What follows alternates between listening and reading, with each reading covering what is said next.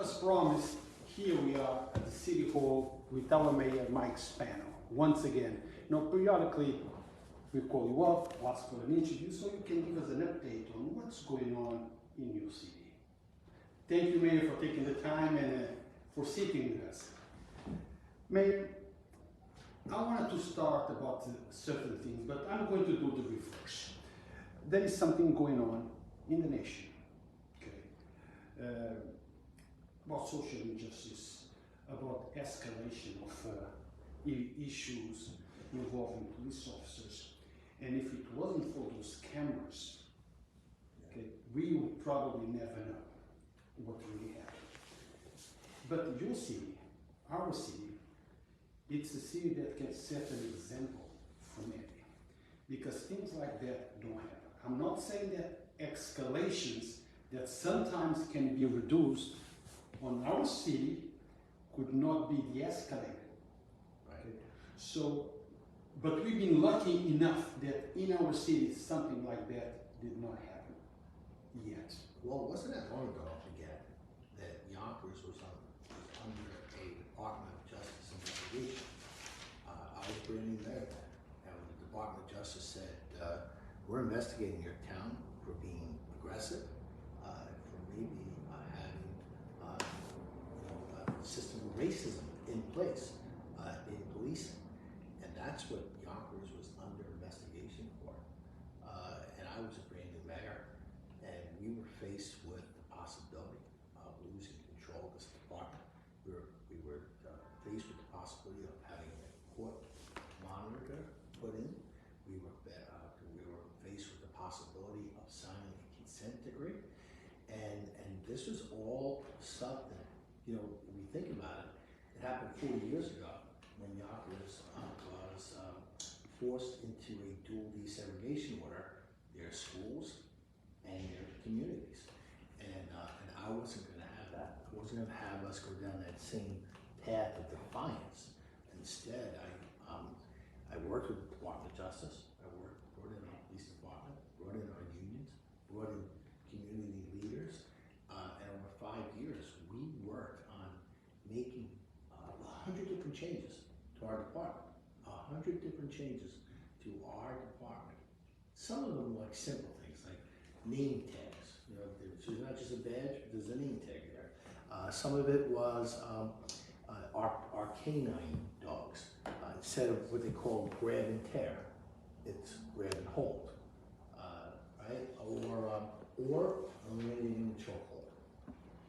And we worked with the Department of Justice, and we were able to put in place these reforms before George Floyd, before that incident, and the Department of Justice walked away with no court monitor, no consent decree,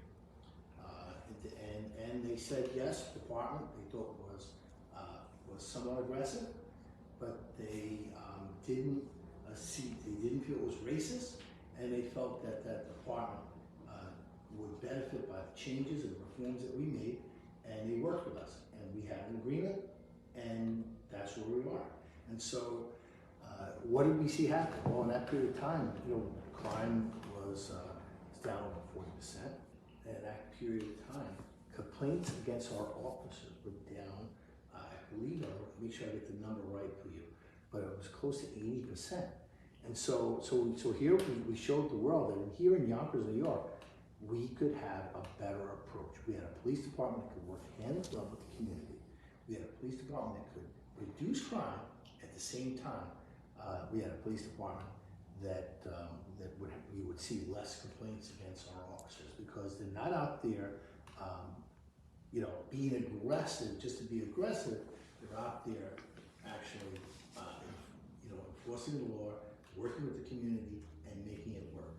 And that's why when and after the George Floyd incident, and we all know that there were riots all over the country, certainly the big 5 cities of New York State, New York City, Buffalo, Yonkers, Rochester, Syracuse, all were given troopers to help with their law enforcement that first day, that first Sunday of some of the demonstrations that were happening. We had demonstrations right here in Yonkers.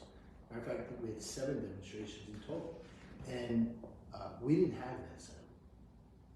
What we had was peaceful protests, people who were willing and able to have their voices heard. And then the voices needed to be heard. It was right. But Mayor, I hear you. And I'm often on the streets, I don't know if you know, filming fires, incidents involving police at work. And one of the reasons for me to do so is to be part of that transparency. So people can see how officers really work, the engagement. And I feel that people like I, that are there filming and allowing the community to see exactly what's involved, that the police department could or should allow the people to see that and use that to be as an example for other police departments. But sometimes, sir, I see escalations from certain police officers, not all, very small percentage, escalating things that shouldn't be escalated. Because look, I never went to a de-escalation training. I never went to a sensitivity training. No one ever spent money for me to go through those things. But the city spends lots of money in de-escalation, sensitivity trainings, and sometimes we see officers escalating things that are really not necessary. Well, we are, especially because of the agreements that we have with the federal government, we're very aggressive in terms of de-escalation. We're very aggressive in sensitivity. We're obviously very mindful of the systemic racism and institutionalized racism. And as a result, there are safeguards that are in place that if a police officer is deemed to be somewhat aggressive, there is almost an automatic internal investigation. If a individual pulls over an individual and they look in the car and it's maybe 4 black youth, they're required to call a supervisor.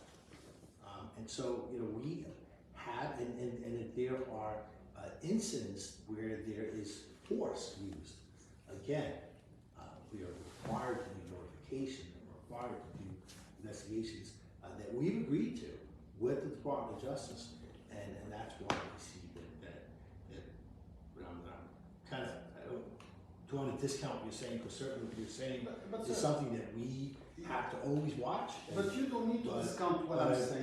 But our numbers are showing a significant decrease in those type of complaints. But I think that what we'll see in time is that people will see that this is a good department. This department, it is. Our men and women, they don't drive around blinders on. They are willing to engage because, let's face it, I don't care if you live on Linden Street, Lawrence Street, Ravine Avenue. They 99% of the people who live in that community are good, solid people who don't commit crimes, and most of the crime in that community comes from outside. And so our cops are engaged, and we want them to be. Mayor, but allow me to say this. I know that we have a very good police department. I know most of the officers. Most of them are very friendly, very polite, very respectful, and they talk to me in the same way that I think they would like another police officer to speak with one of their own family. Occasionally, I have one that is not that way. When things happen, the only thing that we need is one officer to escalate things to the point of no return and tainted your whole police department. So that needs to be addressed. Don't escalate if it's not necessary. Now, we all understand the stress, we all understand the job, we all understand that sometimes they have to speak with authority in order to get compliance. We all know that. What we do not understand, Mayor, is sometimes the escalation and the disrespect that some officers show to the community. That we do not need. Yeah, we don't need that, and I agree with you. And I am very, very insistent with both the commissioner and the brass in this department that that's not to be tolerated. And when we we speak to our officers, whether they're rookies or they've been here for a long time. It's really simple. I stick up for law enforcement, for the men and women of this community. I stick up for them when they're right, but they're given a tremendous amount of power. And when they're wrong, we will not stand with that. But like to say that, like you said, for the most part, our officers do the right thing. No. But we will continue to weed out those who are not doing the right thing, because we certainly know what can happen. One incident will paint a broad stroke over the entire department. Exactly. And I've had these conversations with Keith. Keith agrees with me. He's like, listen, you can have that. You can have, over 100 different interactions with police officers every single day. I think that was a number in America, on the streets of American communities. And for the most part, you don't really have very many incidents, thank God. But one is too many. One is too many. And all we need to be vigilant and continue to make our reforms and drive that message home so that it doesn't happen, because one death is too many. Exactly. All we need is one incident to get out of control. Now, Mayor, we're not going to spend the whole time talking about that. We have other things that we need to talk about. The city, the progress, the housing, affordability, education, Lionsgate, and as always, that exclusive that you're going to give me. Because remember, every interview you give me an exclusive. Yes. Right? I hope you work on that one. What am I going to tell Ben today? Mayor, let's start with housing. We see all these new buildings coming into town. Yes. We have it. There is investors coming, there is new housing, but there is a sad part to that, to that equation. Yes, new investors, new housing. On the other side, we see people living in the city of Yonkers, people that been living here for many generations, because they can no longer afford to live in our city. The city that now it's becoming a vision, because look, I remember Yonkers from 1978 to now. I have seen the change. I have seen the change that you have implemented and executed in the city. But I want the people of Yonkers to remain in the city of Yonkers, and some are not able to afford. What? And so do I. I'm one of 16 children. My grandparents were immigrants to Yonkers. My wife's parents were immigrants to Yonkers. We want people to stay here, to work here, to raise a family here, to be able to have that affordability here. And it's hard. As we all know, things in this country have become less affordable. But we also know that Yonkers, in terms of Westchester, is probably still the most affordable community to live in. Now, let me tell you what we've done, because we put in place an affordable housing ordinance, which was a 10% affordable housing ordinance. When you build workforce housing, affordable housing, people, especially people who are struggling, you can build in different ways. You get the developers to build it. That's what we do with the 10% ordinance.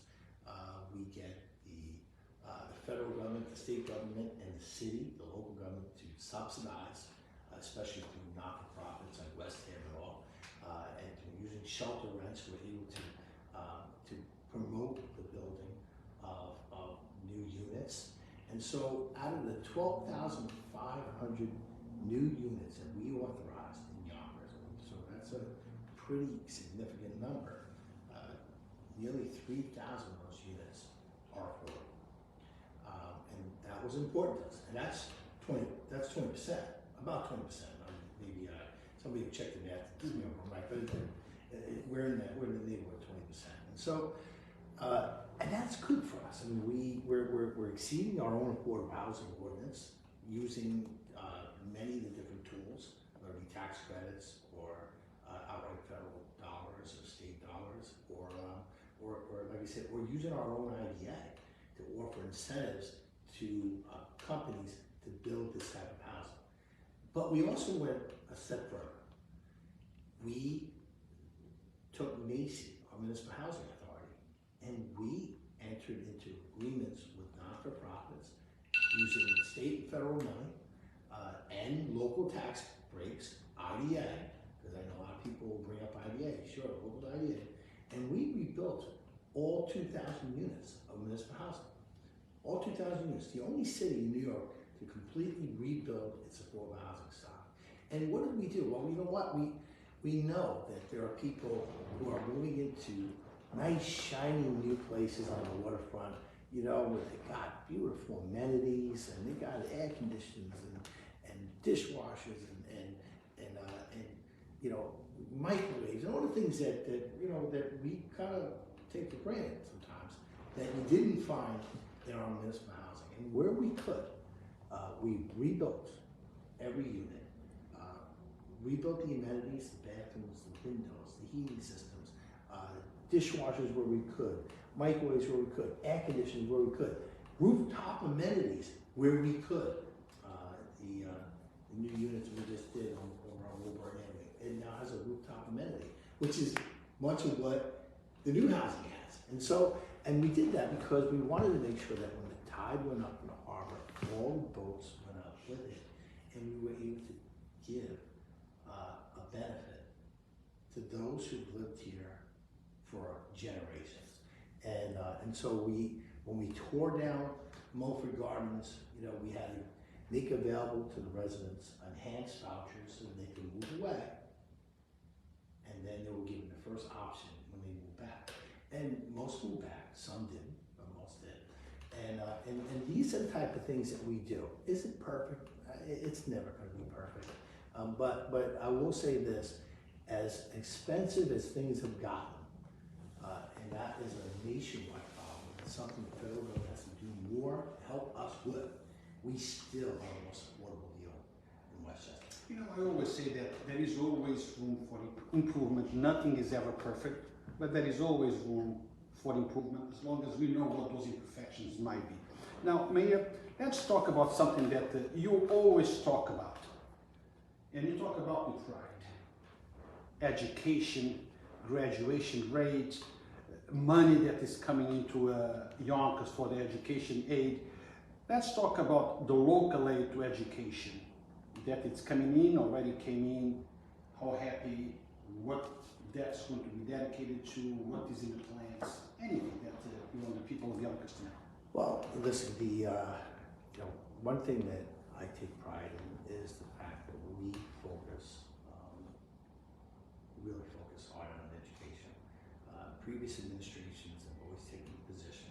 The mayor before me said, you know, when the school district was facing a $100 million hole, to just shut the lights off and your way out, because New York State's got to take care of the schools.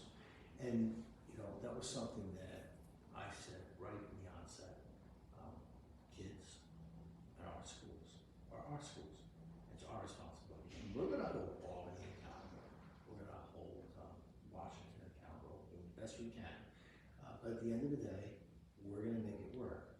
And as a result, you know, we couldn't put everything back initially. Remember, I didn't have a full day pre-K, right, when I first came here. But what we did was we put a little bit back every single year, a little bit back of the pre-K, a little bit back of the music and sports and arts, and you know, and we didn't let anybody off.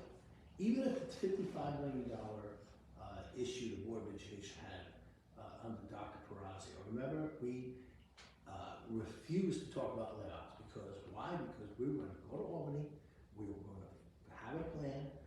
We merged 5 different departments, the Board of Education and the city side, merged them together, shared those numbers, shared those services. We didn't lay off not one teacher in what was a $55 million mid-year cut because of the mistake that was made by the Board of Education.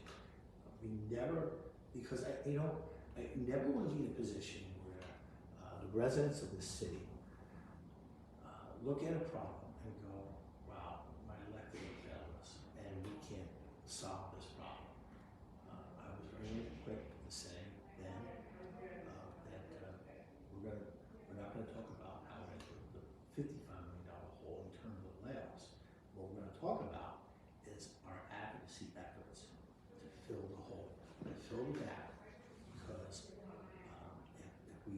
show and only talk about the negative outcome before there is a negative outcome, then then we're in a situation where, frankly, people who can vote will vote with their feet and they will leave. And those who don't have the ability to leave, they don't have the money, they're struggling families, are left here to suffer. I don't want people to live in Yonkers because they feel that they're left here to suffer. I want people to live in Yonkers because they're proud of the city and they're proud to live here and they like what Yonkers has to offer. And that's the type of messaging that you'll generally hear from me all the time. There is some issues that are important to some people and not important to others. This viewer here, for him, weed is important. He says, we want legal weed here in Yonkers. By the way, Mayor, have you ever smoked weed? No. I Just plan ask to do it when I retire. Then you call me, okay? Then you call me up and we smoke. I hate to be, the reason I hesitate, I hate one of those politicians that, like you're gonna look at it and go, yeah, I smoked it by the nail. We heard that. You from smoking, it's not been my vice of choice at this point in my life, but I keep on telling my wife that when I'm not mayor, I'm probably gonna try it out. Mayor, I will tell you a little story. I tried it and I panicked because I thought that I forgot how to breathe. Oh, that's no good. Yeah, then I said, listen, I have sleep apnea, and I don't like not breathing, and I certainly don't like anxiety that you get from sleep apnea. And some people tell me you get a little anxiety from smoking pot too. I'm not really into the anxiety part of it, so I'm like, all right, I'll hold on. So, guys, this is just to have some fun during the interview. Neither the mayor or I, we are implying that go and smoke. He's talking about maybe when he's no longer a mayor, but this is just for fun. Yeah. This is just a fun conversation. No, listen, I don't promote people smoking or drinking or anything like that, but though some people do, and that's their choice. My mother's 89 years old, and she still smokes cigarettes every day, and God bless her. She's been smoking since she's 12. And like I said, it's not a lifestyle that any of us should ever promote. But it's her lifestyle choice. Lionsgate, sir. Yes. Look, most of us were happy when Lionsgate was coming to the city, and I think most of us are still happy. I'm happy to see Yonkers moving forward, studios, but lots of people thought that Lionsgate is bringing new jobs to Yonkers. But many people are saying no, they brought half a dozen jobs. There is not too many jobs there, maybe a few jobs, janitorial, maybe plumbing and all that stuff. What happened? Did something change after they moved in? We're getting actually different opinion. They were in yesterday to talk to us about a couple of things. They basically tell us that they've had about 200 jobs in the city. Here, locally. Yeah, and that's not the jobs that are associated with the fact that here, right? Because there are jobs associated with the fact that they're here, catering, and that type of thing, right? But they are here. We know that we have asked them to focus like a laser on the local community. It's what we've been asking them to do. We're in the process of seeing how we can get a verification and how we can get more out of them, but it's been a couple hundred jobs. It's only been 3 studios. There's going to end up being 22 studios, exactly. Several thousand jobs available. And let me tell you what else we're working on. So when they get to the end and they build all the studios, they get 2,000 jobs out of this, right? We are also going to have a new school, and so we're building as part of this Great Point. It's a Great Point in conjunction with New York State Department of Education, in conjunction with Yonkers Board of Education, with Syracuse University. They're putting together a curriculum right now for the old Biondi School, which is located on Leakin Watts property. 500 kids will be going to that high school. It's going to be a new high school. 500 kids are going to go to that high school. 500 kids will learn about the industry.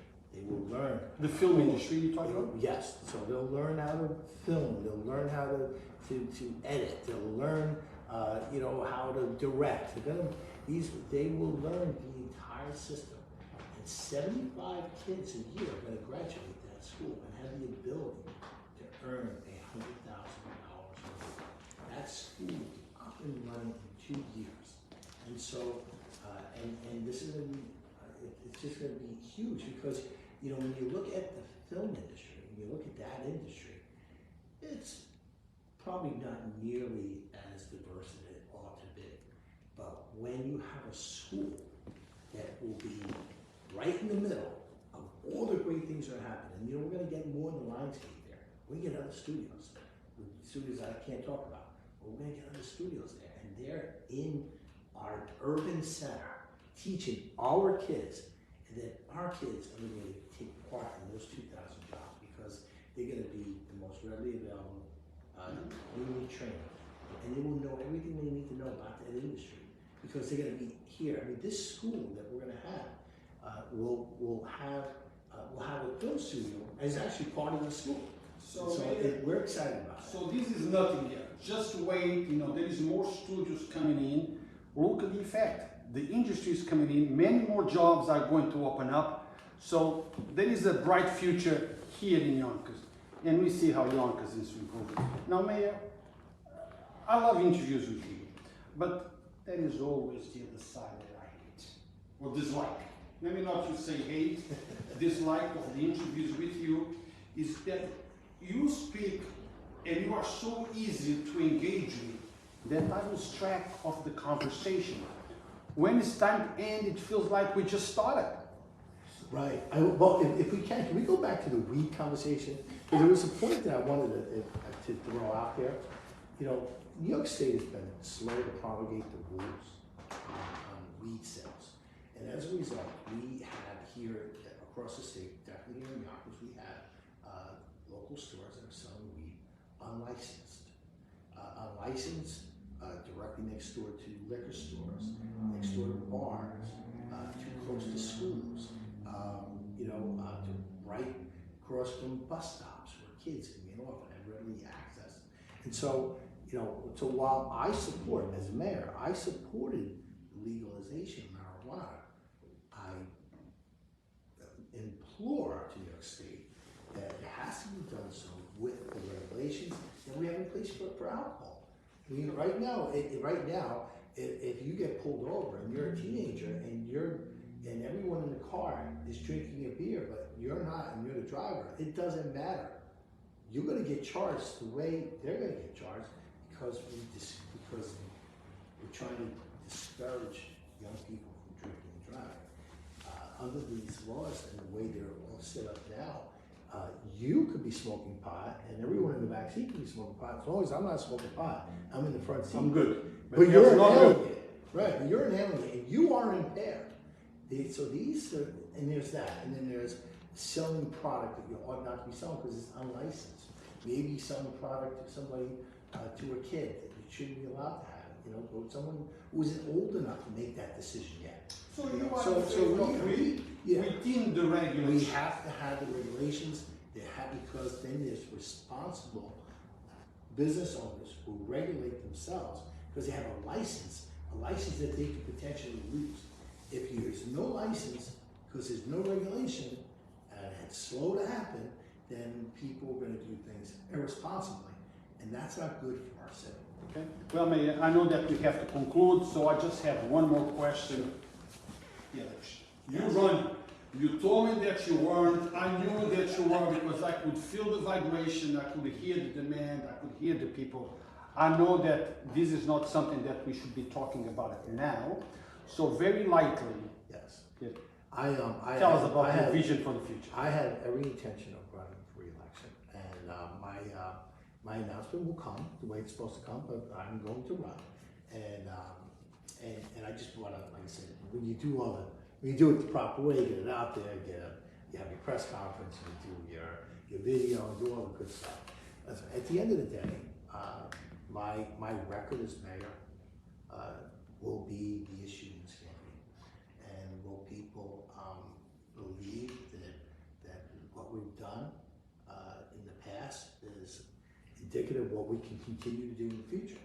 And people will ask those questions, and will they ask, are you just too old to